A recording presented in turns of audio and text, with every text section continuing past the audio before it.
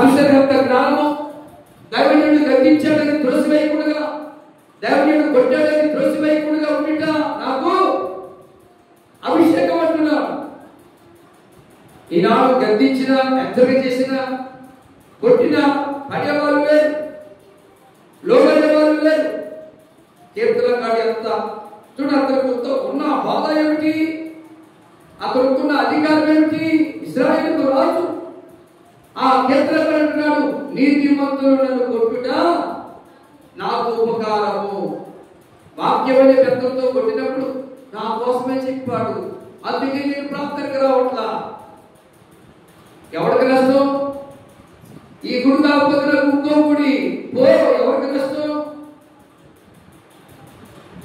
కీర్తనకాడు నీతిమంతుడు కొట్టుట నాకు ఉపకారం. రెండోది ఏమంటున్నాడు? వారు గద్దించుట నాకు తైలాభిషేకం. మూడోది, నేను అట్టి అభిషేకమును త్రోసివేయకుందునుగా. ఎట్టి అభిషేకం? ఉపకారమైన అభిషేకం, ఆత్మ సంబంధమైన అభిషేకమును త్రోసివేయకుందునుగా.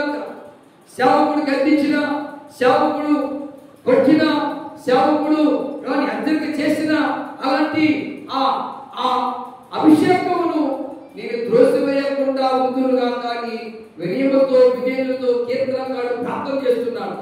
మరి నాడు అలాంటి ప్రార్థన ఎంతమందిని చేపట్టేస్తారో వాళ్ళు చెప్పింది కాక భక్తులు కూడా చేపట్టేస్తారు.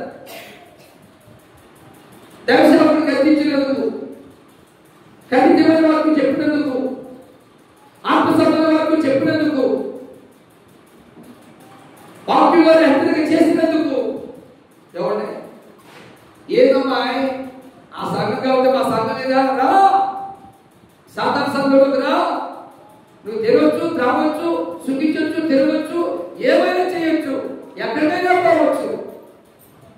ఇది మాత్రం మనకి అదే అలవాటు అయిపోయింది. ఎవరిని గద్దించే బోధ దొరకదు అక్కడ, ఖండించే బోధ దొరకదు అక్కడ, హెచ్చరిక చేసే బోధ దొరకదు అక్కడ. ఏ పర్వాలా ఆట పాట చక్కగా మన ఇష్టం వచ్చినట్టు చేయొచ్చు, ఇదే బాగుంది. కానీ ఇక్కడ కీర్తనకాడు అంటున్నాడు, నీతిమంతుడు నన్ను కొట్టుట నాకు ఉపకారము. వాక్యము చేత హెచ్చరిక చేస్తాడు దైవజనుడు. ఎవరు? సమర్పణ కలిగిన సేవకుడు, పిలుపు కలిగిన సేవకుడు, ప్రతిష్ఠత కలిగిన సేవకుడు. ఉద్యోగాలు మానకూడగా, వ్యాపారాలు మానకూడగా, కూలిపోలు మానకూడగా ఉంటే, ఆ భూతులు పెట్టకూడగా ఉంటే ఆ సేవకుడు గద్దించుడు, అనుకూలంగా బోధిస్తాడు. అదే కీర్తనకాడు ఏమన్నాడు? యెహోవా నా ఆత్మ క్షీణించుతున్నది. మరి నువ్వు గమనించావా? నీ ఆత్మ క్షీణించడం గమనించావా? ప్రాంతంలో సదగిలిపోతున్నావు గమనించావా? వాక్యమైన ఆహారం నీ ఆత్మకు సరిగ్గా దొరకట్లేదని గమనించావా? నా ఆత్మ చిక్కుపోతుంది, నా ఆత్మ క్షీణించిపోతుంది. కారణం సత్యవాక్యం లేక, నీతి వాక్యం లేక, ఆత్మసత్వవాక్యం లేక నా ఆత్మ పురుషుడు క్షీణించిపోతున్నాడని ఎప్పుడైతే నీకు అర్థమైందా? బుధవార ప్రార్థనకి వెళ్ళిపోయిన పర్వాలా, కుటుంబ కృపక్షేమాల ప్రార్థనకి వెళ్ళిపోయిన పర్వాలా, శనివారం ప్రార్థనకి వెళ్ళిపోయిన పర్వాలా, ఒక ఆదివారం మాత్రం ఎత్తి చాలు అని అనుకుంటున్నావు, సమర్థించుకుంటున్నావు. అప్పుడే నీ ఆత్మీయ జీవితంలో క్షీణించిపోతున్నావు, ఆత్మదీపం మారిపోతుంది, బుద్ధి లేని కనికలవలే డ్యూటీలో సౌండ్ లేకుండా పోతుంది.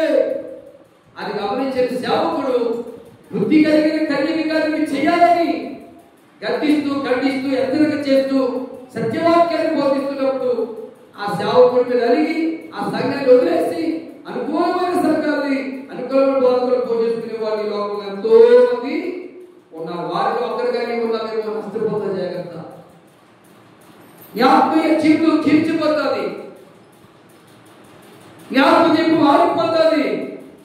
బుద్ధి లేని కన్యకల వలె మనం అనుకోగా, బుద్ధి కలిగిన కన్యకల వలె మనం వెలుగుతున్న దీపాల వలె, వెలుగుతున్న జ్యోతుల వలె, ప్రకాశిస్తున్నటువంటి ఆ దీపం వలె మనం వెలుగుతూ ఉండాలి. దేవుడిని చెప్తాం.